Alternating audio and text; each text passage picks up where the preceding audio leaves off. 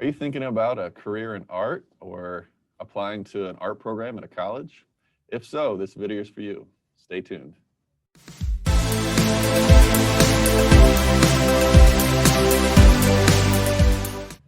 Hi, we're here with Professor Ry Fryar, Assistant Professor at York College of Pennsylvania. Professor Fryar, thanks for joining us today. Thank you for having me, Bill. Tell us a little bit about what your role is there at York College and what some of the art programs are available there at York College. I'm a professor of art and I teach drawing and painting at the college. I've been here for 15 years, and I also teach professional practices for the artist and running a studio and all of those kind of aspects of becoming a professional in a fine art area. All right. A lot of high school students have some questions about what goes into applying to college, particularly if you're applying to an art program. What are some of the parts of the college application? Well, when you apply to an art program, you have to first meet their grading requirements. So even though grades might not be the most important thing for proving that you're a good artist, you still have to meet the bar to get into college. So for example, if you were to come to York College, you'd need to have a certain GPA. You may have to do SATs or ACTs and provide those, as well as any outside of school activities that are going to help them make a decision about whether you can get admitted to York College. And so they'll look at that first, and then second, they'll look at your portfolio. So often you can get into a college, say York College, because you've got good grades and you've got good SATs and you really impress them with essays and things like that, right? But you've still got to get through into their art program because there's a portfolio requirement. And there is one here.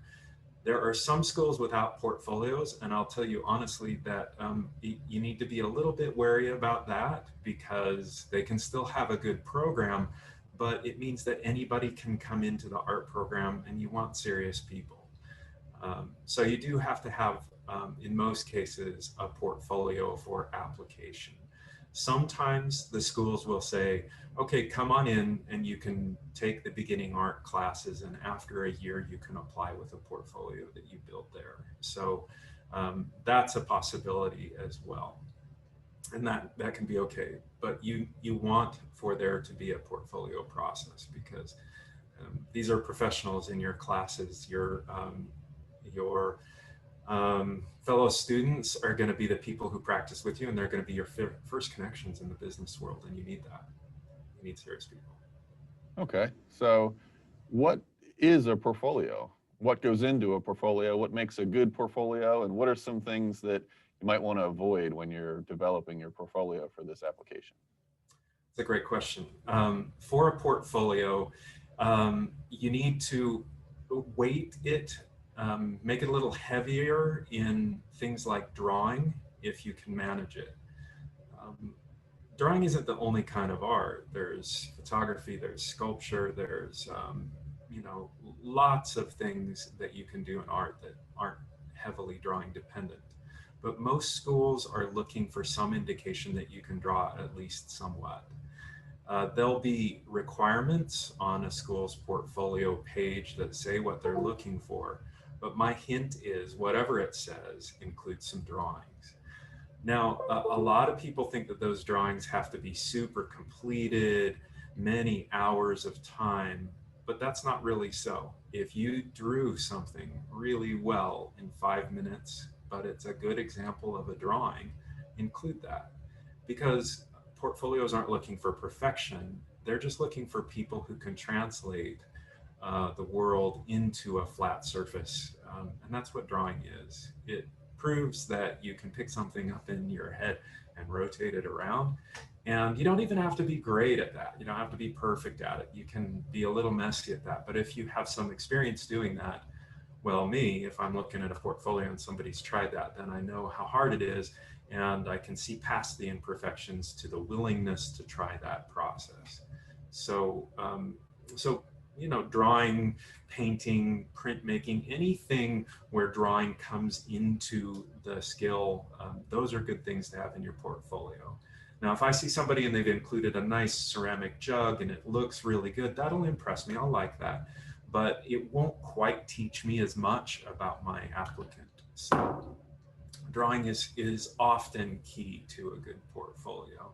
Some things that you want to avoid is really be careful about drawing from photographs. You can draw from photographs, they're okay, but it should be your photograph, nobody else's. Even if it's available for anybody to use, even if you find this image on the internet and the artist, the photographer says specifically, hey, you can use this in whatever way that you want to, but there's no copyright attached. I'm just releasing this into into the commons. Don't do it, because we want this to be from you, and it's bad practice generally to draw from those photographs. Now, if you're using your photographs, that's okay, but it's still not as good as drawing from reality. A photograph kind of makes you draw in a certain way, and it's a crutch. It's a lot easier than drawing from real life. If I look at a portfolio and I see a drawing from real life, or even from the imagination, and there's no photograph involved in that process, even if it's a bad drawing, I give you more credit for having tried, because I know how very hard it is to draw from real life.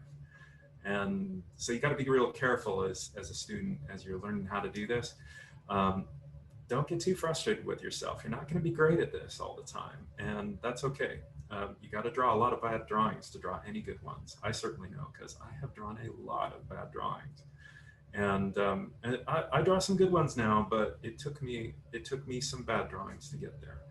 And so in your portfolio, I recommend that you have some drawings from real life. A few from photographs are okay, as long as they're your own. And the other thing that I would watch out for is don't draw in the style of another artist if you can avoid it. We see this a lot with anime and stuff like that, you know. I like watching anime. I watch anime with my kids. I'm kind of a fan of One Punch Man and a few of those sort of things that we watch together. But the problem is that if you draw in the style of that too much, you're copying a master who got to that place at the end of a long road of lots of skills. And so it's sort of like jumping and just copying somebody who really knows what they're doing, and you're not going to do it that well. You need to develop your own style. So the best way to do that is to draw from reality, or from your own photographs, or from your imagination. Don't let it be too influenced by a genre of art. That'll kind of turn off the portfolio reviewers. Now, if you really want to get into graphic novels and that's your style, that's okay. That we can take you in that direction. A lot of our artists do exactly that. But we want you to learn how to draw from reality and from your imagination before you get those stylistic conventions, you know. Big eyes, like in anime, pointy chins, little teeny noses, all those things are indicators of copying somebody else's style too much. Is there a certain number of pieces that you would recommend to be in a portfolio? You know, should there be like different styles of pieces or is it mainly just whatever they're good at and what they want to highlight? Is there too much or too little? Usually the school has a requirement. Our school, I believe, has only 10 required, and I think that we might have a maximum of 15. I don't quite recall. It's usually between 10 and 20. And we tend to like 10 because we want you to choose your very best work. And that usually gives us a good indication of the work that you want to do. Don't just fill it with fluff pieces. If they give you a range, if they say, hey, give us between 10 and 20, and you only really got 12 that you think you're proud of and that you think are good examples of your work, then just put 12 in and stop. Don't fill it up with things that you know aren't that great. And a lot of high school students, they're still trying to kind of figure out their path, and that's a normal part of the progress. And some of that they can kind of figure out while they're here in high school and get experiences, and some of that they're going to figure out there at college. how does a student know if an art degree is kind of the right path for them? Well, you gotta love it. You gotta really enjoy it. It's hard work to become an artist. You have to be a little obsessive. You have to enjoy um, whatever craft it is that you're engaged in. You have to like making stuff, and to retain that um, motivation to get all the work done, you gotta kind of love art and creating stuff. Um, you don't have to feel like you're the most creative person out there either, just that you like to make stuff. There's one thing that a lot of people think is true, and it's just not true at all, is that there are creative people over here and they were born that way, and then there's the non-creative people. These people over here, the non-creative people, like math. These people over here, they just really like creativity, and they were born that way, and it's just their soul, and they're just showing what they got. And the truth is that you got to practice to get good at math. You got to like know the rules, and you got to practice it, and you got to practice to get good at creativity too. It's exactly the same. Creativity is a learned skill. You practice it and get better. So if you feel like you're not the most creative person out there and that you've seen other people who are more creative, hey, don't worry about that.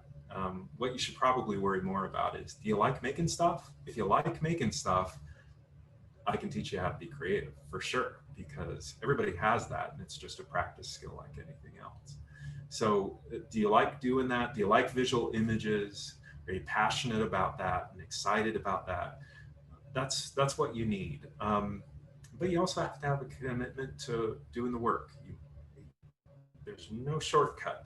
You aren't born with creativity, so you got to build it. You aren't born with the ability to draw or paint or sculpt, so you got to build those skills. And if you're passionate about that, then you can do it. You can really make a living and make good money doing it. But those are the things that I would want to have if I were going in right now. There's a lot of choices for students out there too. A lot of different colleges, different types of colleges. There's liberal arts schools like York College where you work. There's specialty schools that are just art schools and all they teach is art. They don't have other majors and other degrees and things like that. There's state schools, there's private schools. So how do students know kind of which school's right for them? What's the difference between a school like a liberal arts school that has art programs or a specialty school that just teaches art? That's a good question. Hey, I was a student. I grew up in Portland, Oregon, and I remember being there and going to the Portland Art Institute, and then going to Portland State University, and not knowing what the differences were if you went to art for one or to the other. And I would go up to Seattle and see the Art Institute of Seattle. I had no idea what the differences were, and nobody really told me. And it really matters, because different schools teach in a different way, and some of those schools are going to match up with the way a student wants to get educated, and some of them won't. Some of them, if you want to be a professional and practicing artist, some of those schools might actually be bad for your direction, depending upon what you specialize in. So there's schools like there are art-specific schools where you earn the Bachelor of Fine Arts degree, and people only go there for art.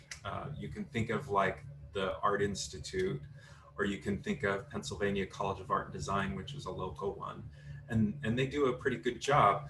But all you do when you go to that place is art. You only do art. You might take a very few slim classes in other areas just to round it out, but it's almost all art stuff. And more to the point, it's not just all the arts, it's usually you're specializing in one slim area within the arts. So you are an illustrator, or you are a painter and you only paint, or you kind of end up being very, very specialized in one art area. And that can be an important thing for a lot of students, because they're just sick of having to take a math class. And they don't want to do that anymore, or chemistry, or psychology, or theater, or music, or any of those things. And they're just ready to only do visual art. And I get that. There's other schools too. We are a liberal arts college, and the idea behind it is that you tend to follow a path and you don't know which direction you're going to go for making a living. And so you study a lot of things and combine those things together.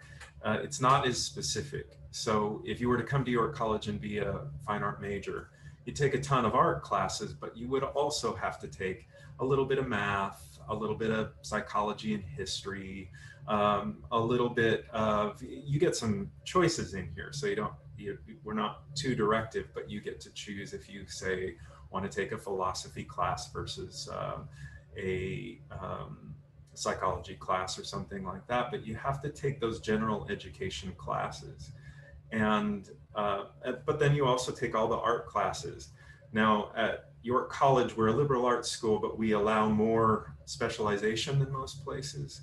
So for example, you have enough extra credits that you could go get a minor in some other discipline. So you could get a minor in theater.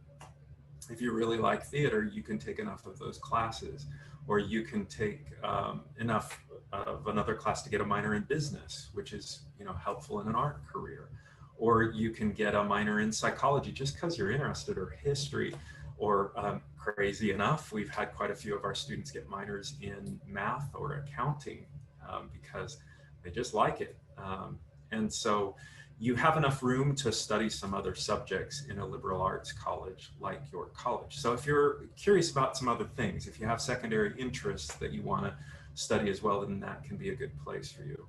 And I'll tell you straight up, one of the advantages of getting an education that's a little broader in art is that right now, it's not really about how good you are at one specific medium. So you might think, hey, I'm just going to go to art school and I'm going to get really, really great at painting, and I'm going to be so technically proficient, so very good at it, and I'm going to find a living, I'm going to make money, I'm going to sell in galleries. But the problem is that there have been 300 years of really extraordinary painters, and their images are still buyable by the public. So how do you compete with that? And the answer is that you mash yourself in there, that you mash other areas and other disciplines in there. And so, for example, I have a second degree in biochemistry, which is weird, but I used ideas from science in my early artwork about landscape, you know, species diversification and water rights and map making and, you know, benthic invertebrates and even like how like little bacteria move across the surface. I put that in my landscape stuff. And I might not have been as good of a landscape painter as somebody 50 years ago, but nobody has made a painting like that because they weren't any good at biology, you know, and I have those sources. So contemporary art is about taking weird things like theater and mashing it into your art, like music, or psychology is a really good one, or even accounting and the way that they tabulate and think about organizing structures. And so if you can do that, if you have some interests outside of art and you can incorporate that into your work, those are the most successful contemporary artists these days, people who mash different things together. It can be intimidating, but it's also actually really fun if you're really into history and you get a minor in history and you can incorporate historical ideas into there. Well, that's a big leg up for illustration. Or biology helps you to become a great medical illustrator, for example. So that's one difference. And then there's differences in scale too. You know, you have really big schools and you have really tiny schools. My advice is to look for a medium school, because a little teeny school means that you don't have very many resources. You don't get a studio, you don't get very many people in your classes who are serious about art.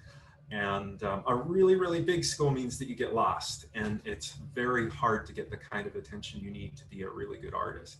And so you want to find something kind of in the mid-range. You know, you have to go to those schools and visit and ask those questions, how many people are there? But just think about it, like, can you get to know all the people in your major? Would it take you a little while, or would it happen instantly? So we have about 35 to 40 fine art majors in our program. We have about 75 graphic design majors. that's a good medium number. If I was at the University of Minnesota and there were 600 majors, you didn't get to meet everybody. I have seen schools where they only have like 10 majors in the whole program. That's not enough. You want to look for something medium.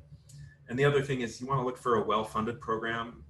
There should be ample facilities. You should, if you can possibly do it, go visit in person and see what that looks like. There should be studios set aside for student use. We have an entire building that we purchased downtown in the Arts District in York, and students get their own studios that are theirs, that they can access anytime that they want during their senior year, and quite often earlier than that if they can prove that they will use it.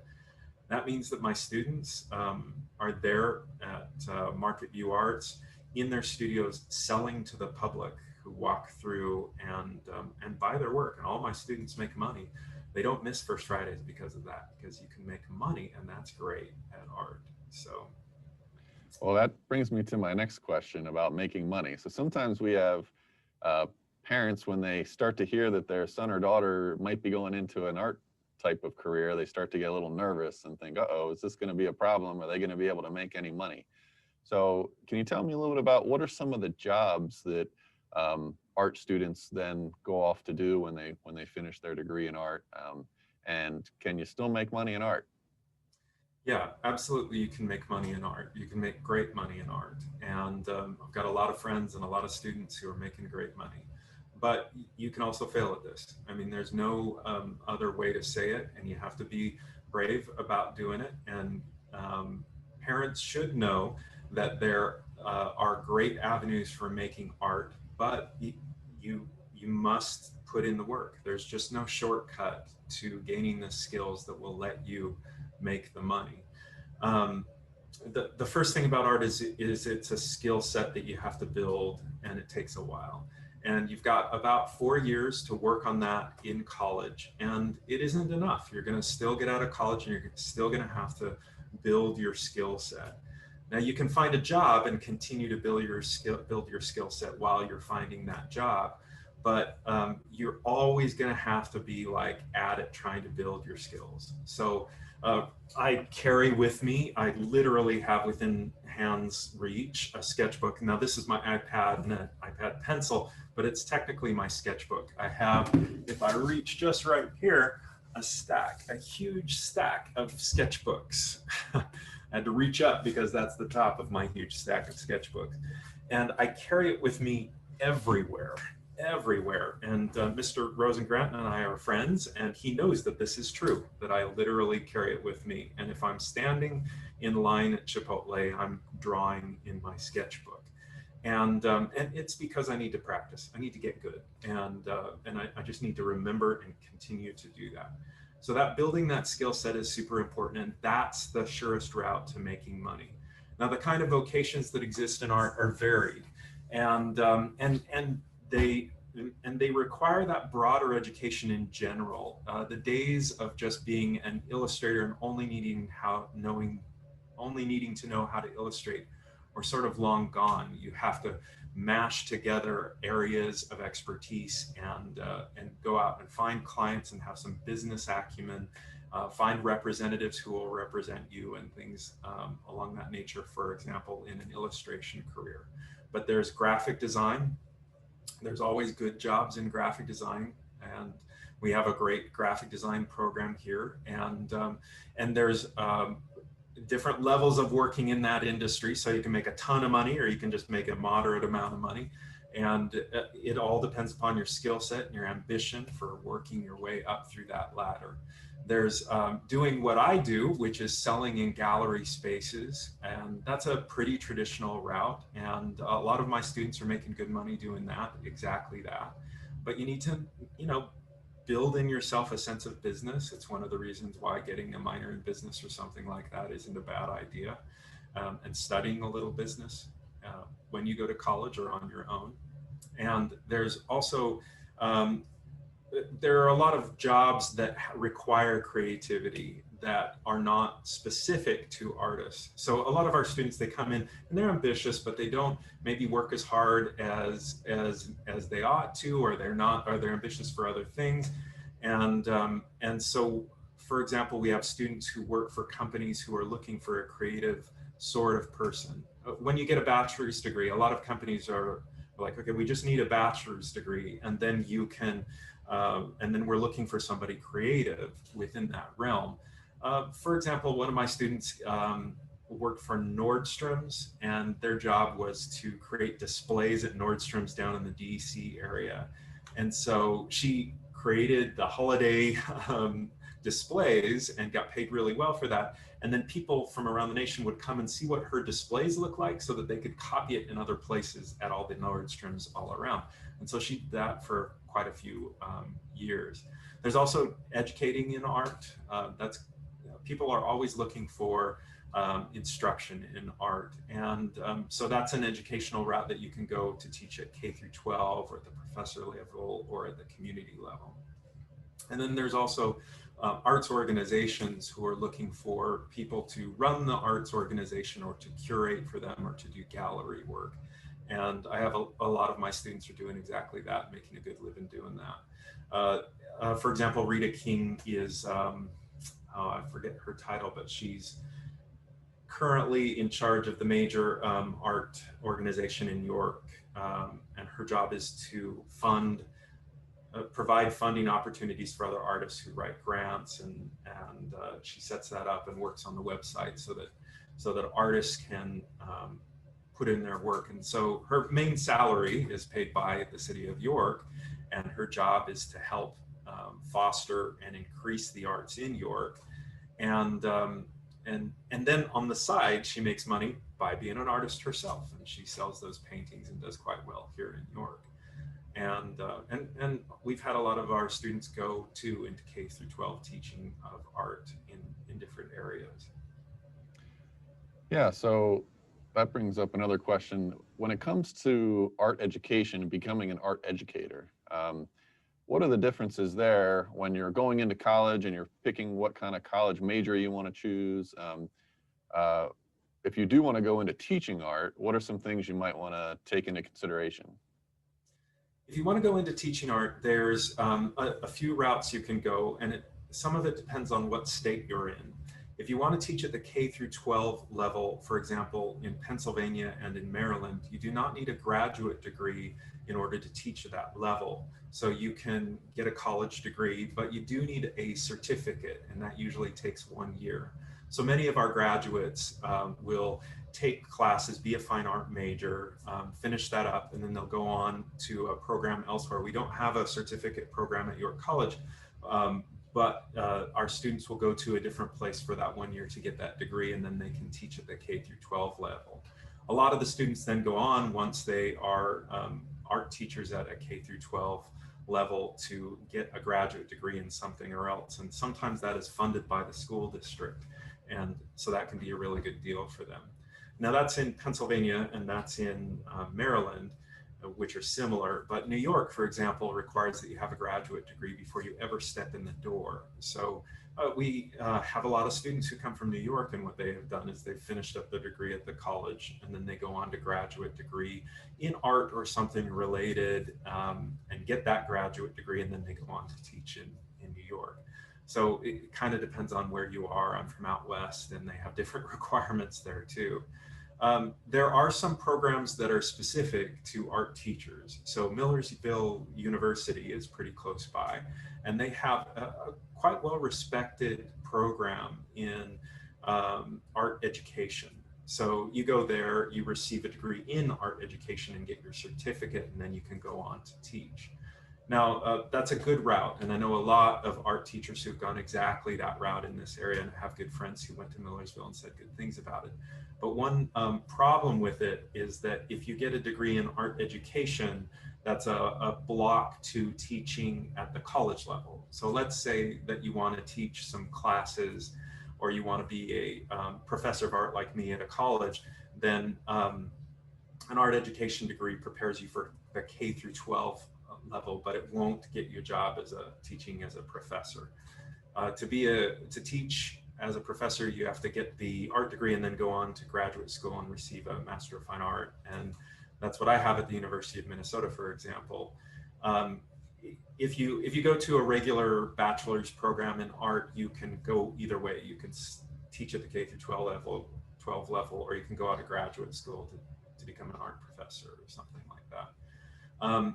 Not everybody who goes on to graduate school does it just because they want to teach. A lot of people go on to graduate school just because they want to take it to the next level, get more education in art, use the resources of a large university to get better, to make connections in the art world, and to make money. Working with students that are kind of just coming into college and are new to the college experience, what would you say are some common misconceptions students might have as they're coming from high school and kind of going into college? What are some adjustments that they need to make to kind of get used to what it's like in college?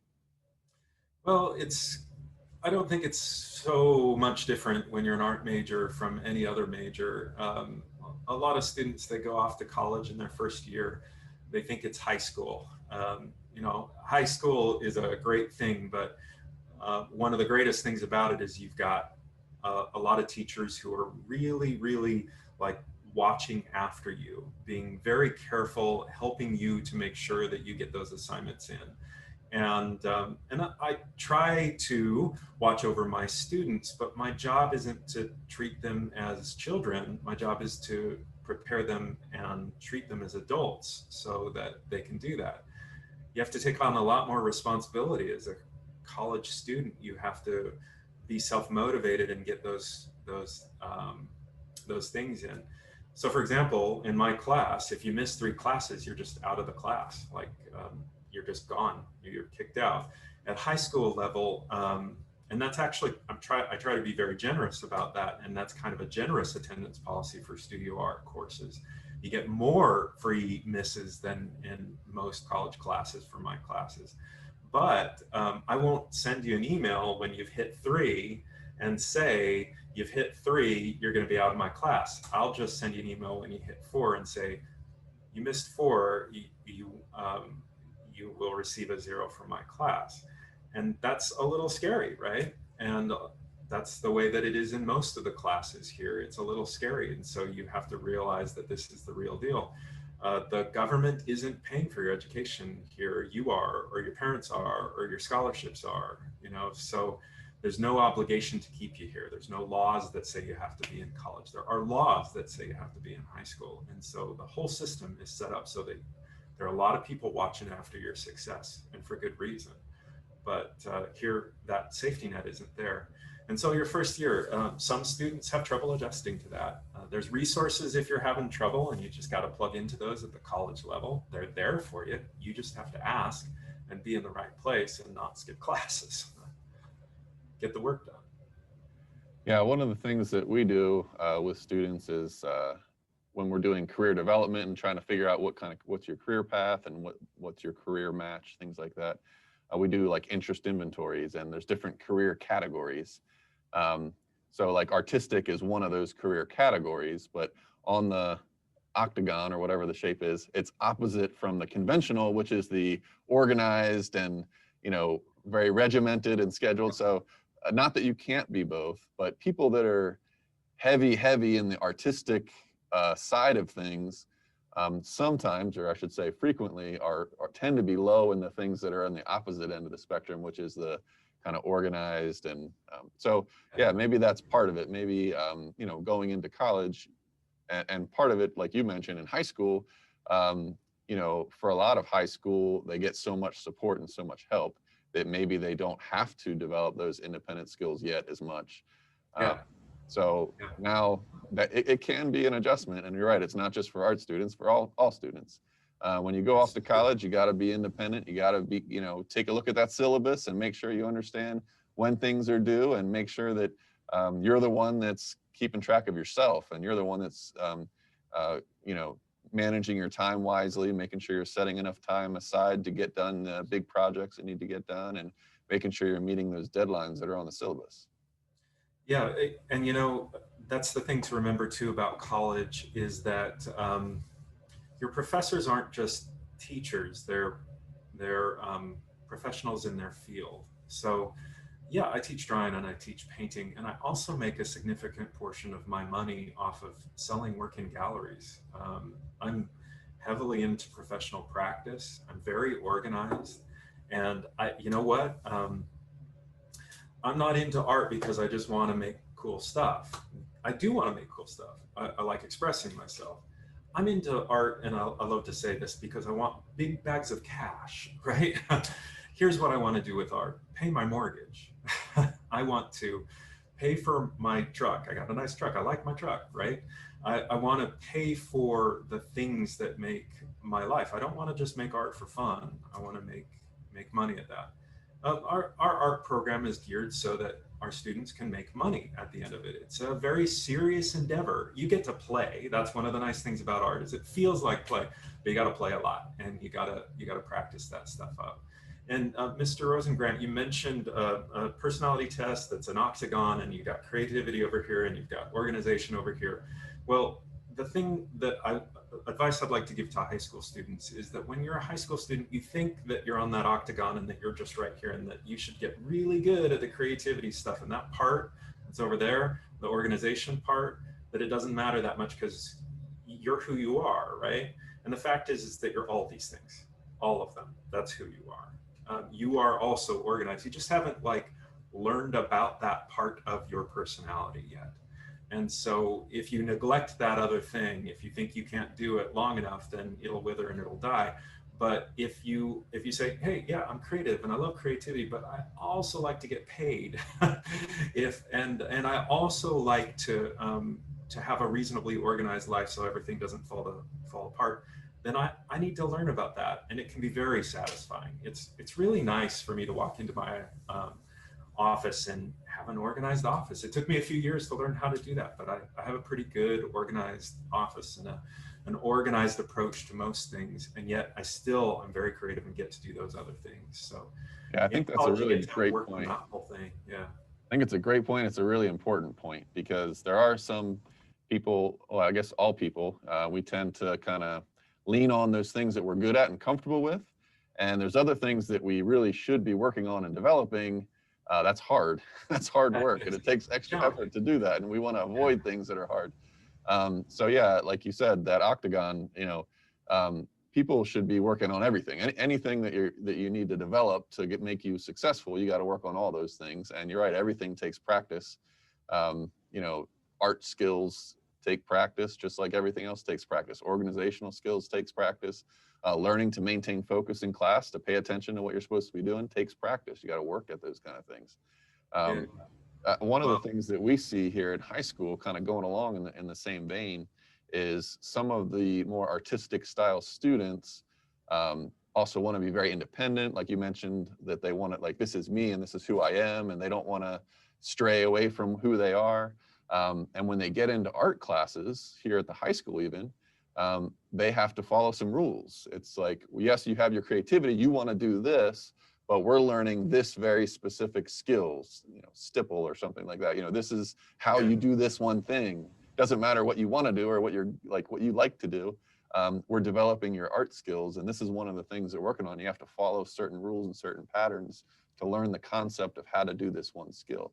And sometimes you get some art students that are brilliant students, very creative, very talented, but sometimes they really struggle with learning to stretch themselves a little further and get into those things that they're not as familiar with. Sometimes they get a little bit kind of stubborn with wanting to only do one thing. What would you say to those students to kind of encourage them or to help them understand that art is a lot of different things, and to learn art, sometimes you do have to follow rules. Sometimes you have a customer that says, I'm paying you to do this thing this way. You might want to do something else, but the customer might have certain things that they want from your work. That's actually very common, that students, you've got this creative bent and you've got these skills that other people don't. And so you want to kind of stick to those, and you don't want to hear about other creative things you're not so good at or that you're not interested in.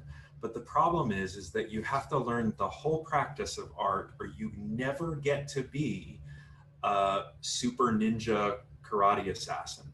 You never get to the high levels where you get paid. You just don't get to be a professional. So, you know, to continue on that vein, let's say that you are really, really good at a certain style of drawing and you don't really want to mess with stippling or anything like that. You don't want to learn these other things. You just want to do what you want to do. Well, that's sort of like being a beginning karate apprentice and only learning the handwork. Like, I'm really good at handwork, and so I'm going to stick to that. I'm going to get crazy good at handwork.